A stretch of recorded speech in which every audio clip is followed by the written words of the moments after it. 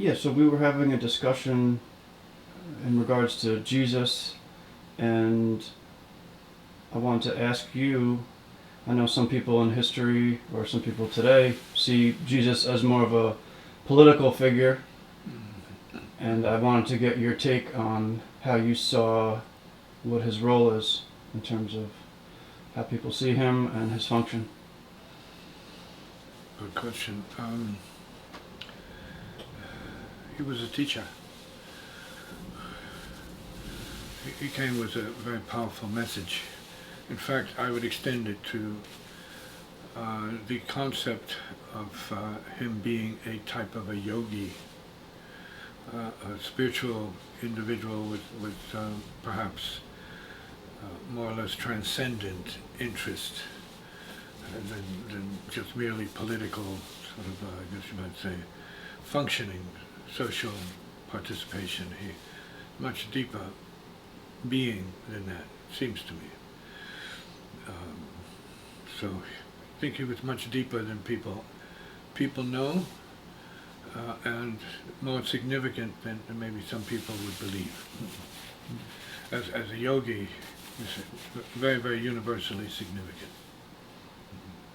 Mm. That's my opinion. Mm-hmm. Mm-hmm. And then we were discussing, certainly the important, or one of the important parts of his life was the ending, leading up to the end of his life, and how he chose to demonstrate on the cross and die for people, or people to come.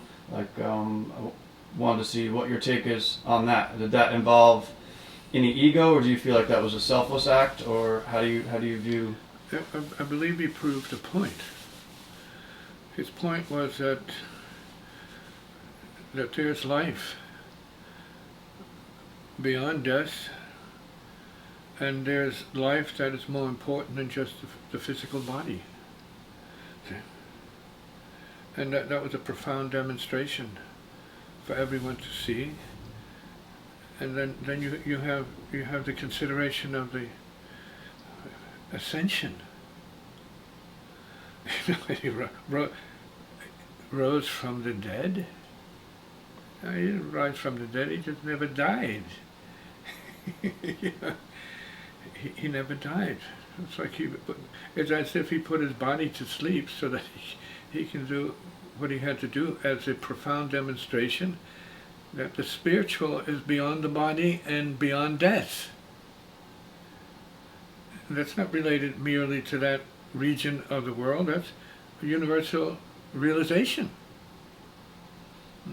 And so there's a lot of significance in that point of whether he was a politician or not, political or not. I was beyond all of that.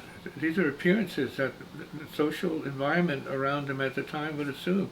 Well, because he's in a certain time and space, well then that must be what he is, and all he is. Not necessarily.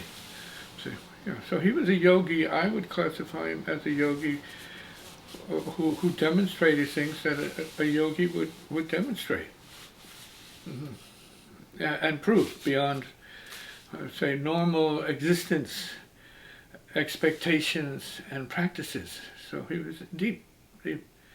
And his ascension and his resurrection proved the point beyond a doubt. It's a mystery. See? So the level of mysteriousness is, we have to say, is part of the mysticism involved in the transcendent aspect of his appearance and his demonstration.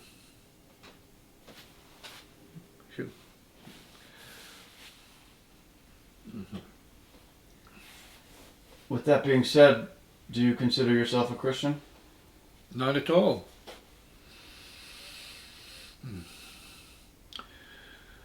His demonstration was that of a yogi. That's a level of consciousness that's worldwide. It's known. It's not particular to any one religion, but it is part of the yogic process. Right? That is to be more interested in spirit, soul, nature than just the material, egoic nature. So he was yogi. Just like a brother of sorts, you know. Definitely a teacher, and he had enough courage to demonstrate something that how many other people would ever think of or be capable of demonstrating. See, so it's unique, but that's what a yogi is. The yogi is unique intelligence, profound intelligence. And so fasting for 40 days or whatever is, you know, hard, but not for a yogi who's feeding off of light. If you're feeding off of light, that's a lot to eat. I had such practices as a yogi when I was young. You know, 20, 30 days without food.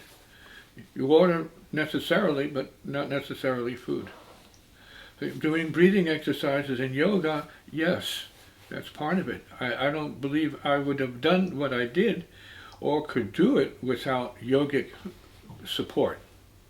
Right? Intelligence and using the body in such a way where it was conducive, relaxed, as an instrument for endurance and handling the lack of food and maybe some drink for the most part. So yoga practice.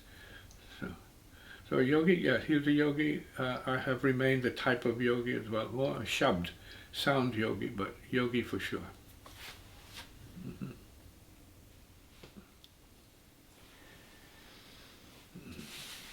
For those who say that they're following Jesus or doing things in his name, why do you think that his message, you know, his true message gets skewed?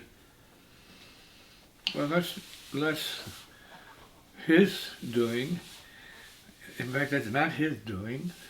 That's more the state of consciousness of the individuals who are trying to figure him out or perceive who and what he was and is.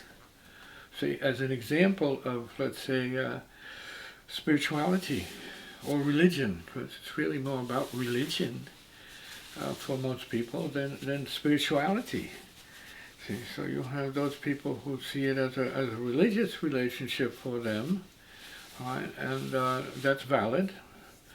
But for others, it's a demonstration of the spirit of all humans who experience the need to go to different levels of their own consciousness, see? Or get out of lower body, let's say, focus.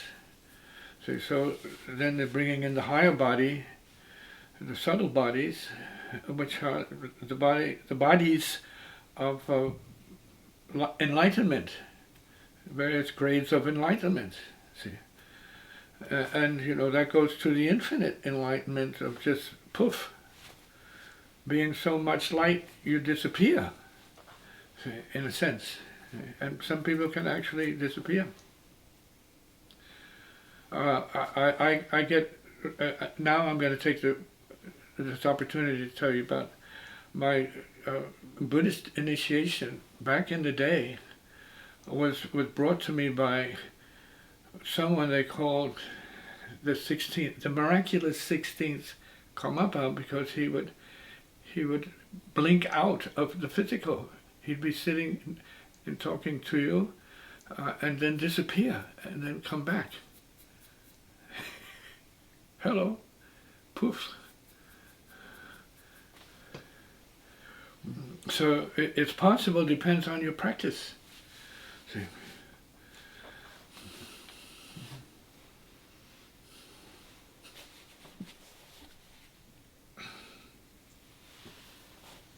Why is it that Christians can't come together? Well, that's because they're probably functioning from the ego level. See, the ego level of difference. See, the ego level of discrimination. The ego level of difference, see, and separation. That's what that is. See, so the individual state is what governs their decisions and beliefs. The individual state, not the spiritual state. The spiritual state, in fact, is the same for everyone. When you get to the spiritual, that's all there is. is the spiritual. That means it's state of light. See, so spiritual then it's not just a mood or emotion or belief, it becomes a state of enlightenment, for real. Beyond your self-thought, your beliefs, your prejudices, and especially your individuality, because that doesn't exist in the light. There is nothing, see, in the way of the light itself. See.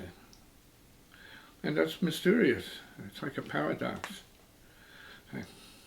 You're made of light, but it doesn't mean you are realizing the light that you're made of. And acting accordingly as a yogi who is immersed in the light, who's living from the light. And then what you're talking about, the figure of Jesus, who was a certain kind of spiritual being who came down and demonstrated the power of the light as he descended, as he lived, as he was crucified, and then supposedly, as they say, rose from the dead. But more than the physical act, it's really what his words was trying to say and communicate to the people. See, so remember his words, especially those most profound words. You know, that the Son and the Father are one. Boom. Mystery. Mm-hmm.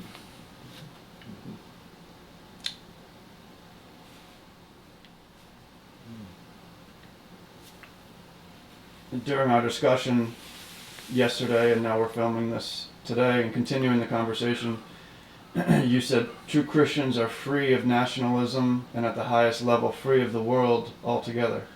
Absolutely. That's what I would consider a true Christian, someone with the heart of Jesus, right? Where they get it, you know, they get that he was coming from the heart, so to speak. See, not selfishness particularly, but a much bigger heartfulness that is more akin to, let's say, the experience of enlightened beings and yogis who go beyond their personal heart and enter a realm I would call the impersonal heart itself. So just heartfulness. That's very, very important, you know, heartfulness. Because then you're not about yourself only, which is personal, but you are about everyone, which is impersonal, and everything. And to have a heart open to everyone and everything is a great potential we have. So we become universalists and universally conscious, or we become one with the universal spirit itself, which is seemingly, it appears, where Jesus was and was heading towards at the end of his life. It wasn't about him or caring for just himself, but it was really about whether or not others understood the nature of the Father. See, in terms of his idea, it's what the Father, the greatness of the Father. And he used the term, I believe, the Father in heaven. Not just your blood Father, but the transcendent Father of all beings. See, forgive me, Father, they know not what they do. Forgive them, Father, for they know not what they do.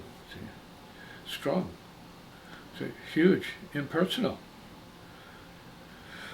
Right while he's being crucified. See, forgive them, Father. That's huge. That is like, holy smoke. This is a very, very enlightened individual here. So he's not concerned about himself. He's wanting to forgive other people for their sins. That's a big deal. See? So that's why I say there's something of a profound yogic quality in his language, his words, and that story. When you look at it from the transcendent viewpoint, he wasn't just a guy, you know, he wasn't just a man in a certain time. There was something awakened in him that is of very important significance for everyone. See, and that is the awakening of the heart beyond time, space, energy, matter, and world.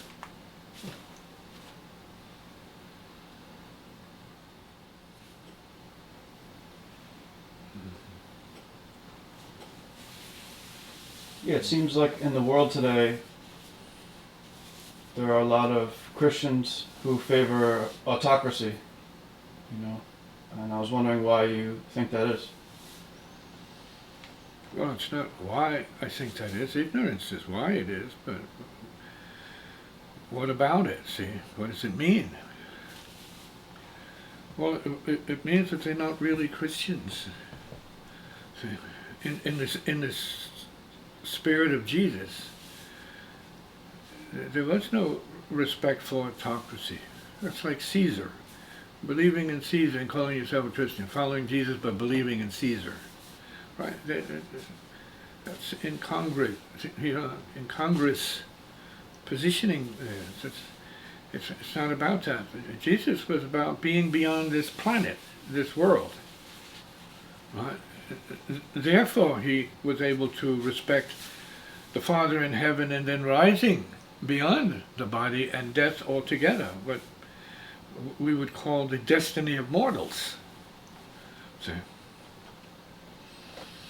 So we are now using Jesus in the terms that I'm using as a yogi. See, an awakened person beyond personal and beyond selfness, consciousness, see, small consciousness, ego consciousness. See.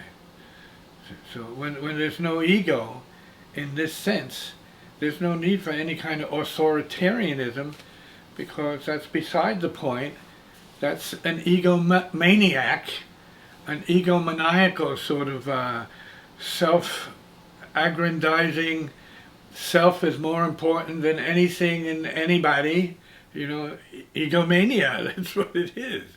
And Jesus was in no way, shape or form, seemingly making a case for autocratic, let's say, influence. Like Caesar.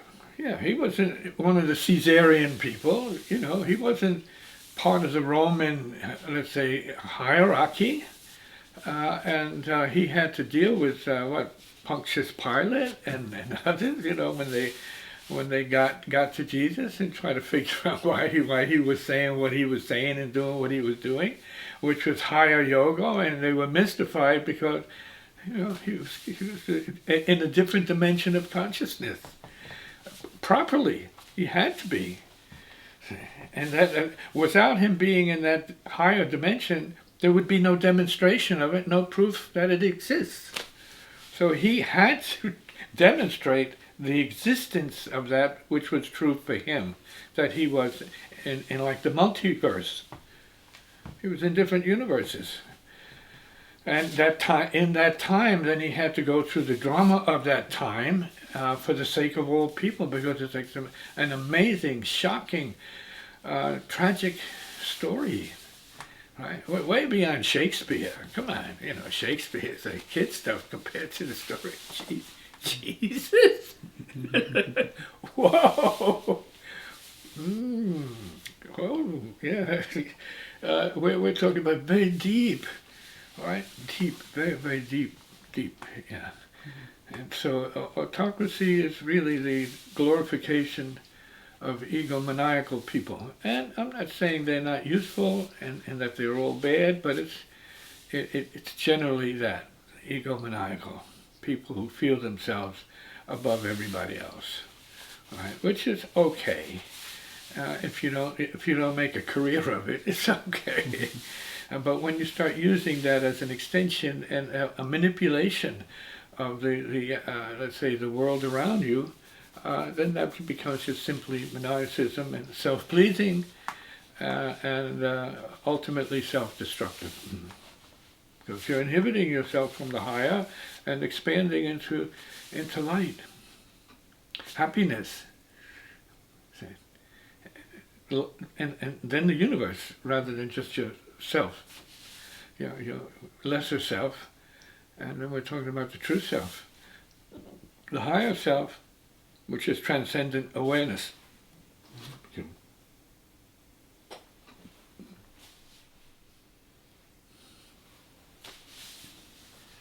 Yeah, no, certain people would have the argument, we're on the discussion of authoritarianism and autocracies, about communism, like being so, letting everything go so much that it becomes a communist, country or communist state or whatever. But that's also giving the power to one being. Well, if you need it, then there's nothing wrong with it, you see. Not everybody needs that. Not everybody needs to be an autocrat, right? A self-aggrandizing autocrat.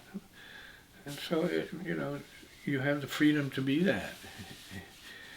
And do that, and then you have the freedom given to follow that, if that's your choice.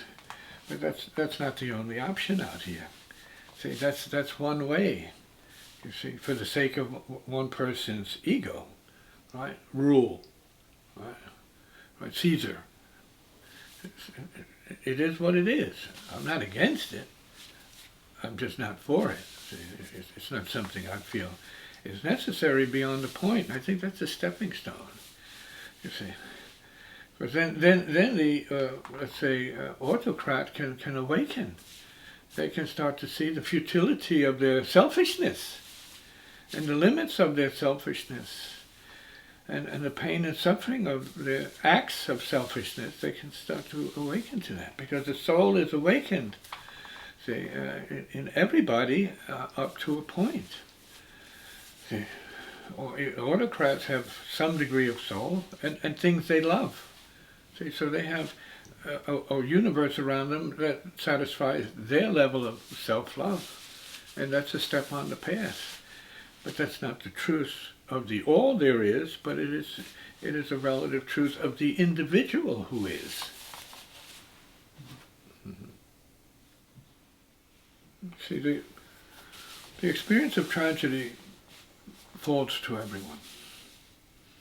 Doesn't matter if you're an autocrat. You suffer as an autocrat. See, you lose your family as an autocrat. See, you lose your loved ones as an autocrat. You feel it. See, you feel vulnerable. Right? Your heart bleeds. You're open. You're not a Superman in that moment. See, you are crushed by such tragic bad news if it happens to you. See, so because basically and fundamentally autocrat, you're human and vulnerable to the laws of nature, the time, space, energy, matter, and mind when the time comes. See? So nobody's off the hook. See? Shoot.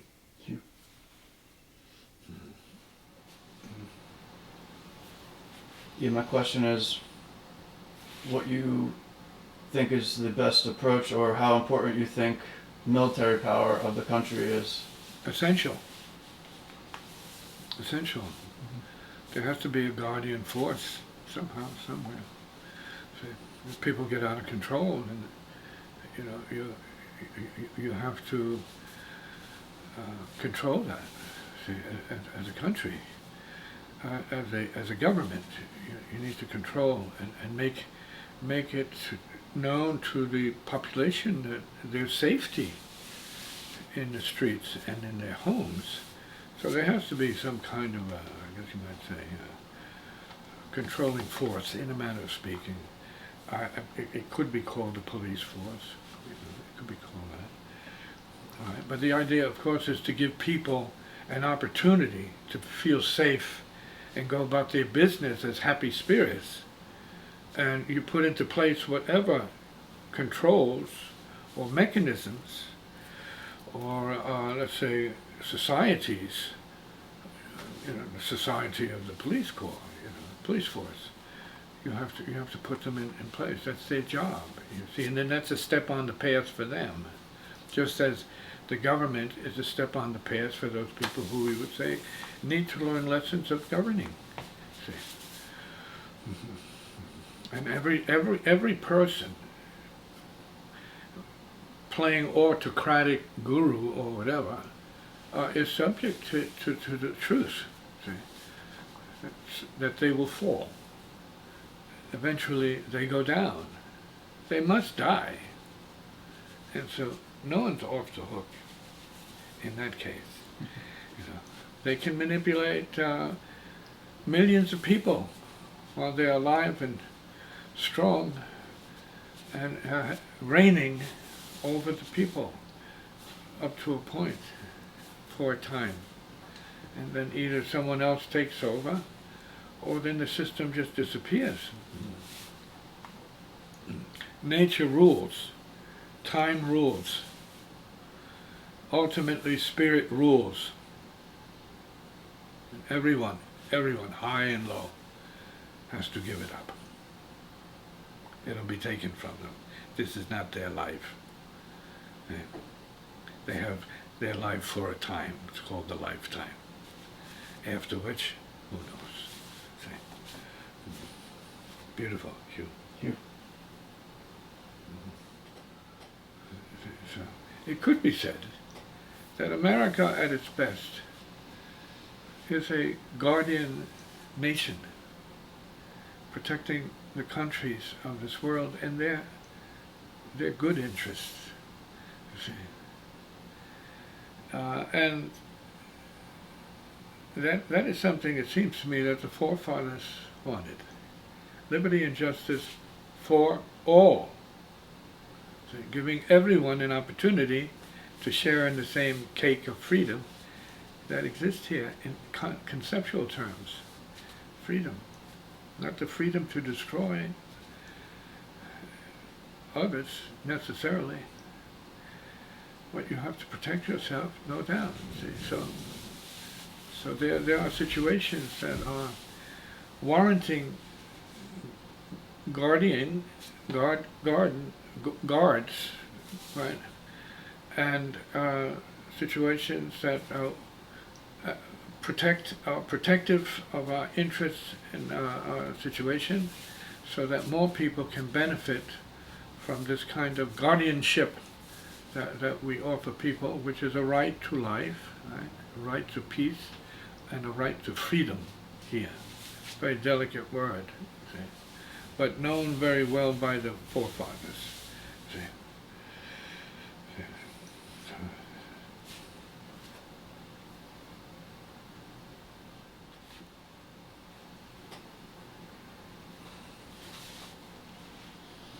Yeah, I know that you come from a spiritualist family.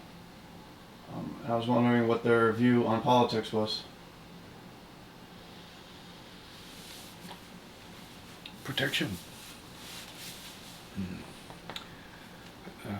is the essence, see, of the spiritual. See, it's enlightenment practice, see, so that you realize the fulfillment of human existence. See, not cutting it short, but realizing the whole fullness of life. See, and protecting yourself from, let's say, the evils of the world, including darknesses of, you know, all kinds of human debauchery and sickness and hatred and racism, see, which is ungodly in a sense. So, but you have to protect yourself, so you justify what you're doing, and about killing other people could be considered an ungodly experience or force or practice. See, but you have to protect yourself. So you have the paradox of living and dying and protecting yourself, and seemingly having to protect yourself to the degree where you justify having to destroy the lives of others, your enemies. See, so what the ultimate spiritual understanding would be to transcend the idea of enemies. See, transcend it. There are no enemies out there, really. See, even when we know there are, but the spiritualist point is that no, originally, ultimately, We are part of the same spirit family of life. We are the living example of life, see, and that's capable of being beyond destruction, see. But you know, who is amongst us that has the heart to want to go beyond destruction? In a world that seems to be fraught with many, many different levels of self-destruction that are available to us because of human evolution, not spiritual evolution, but just merely human evolution.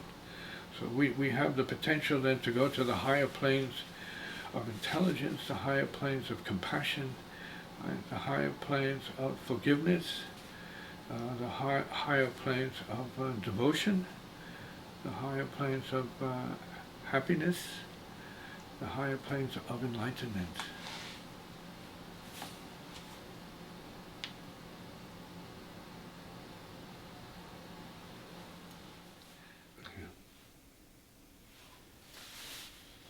Any final thoughts?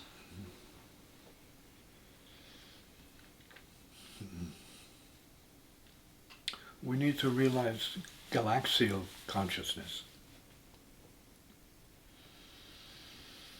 cosmic consciousness, ultimate spiritual consciousness.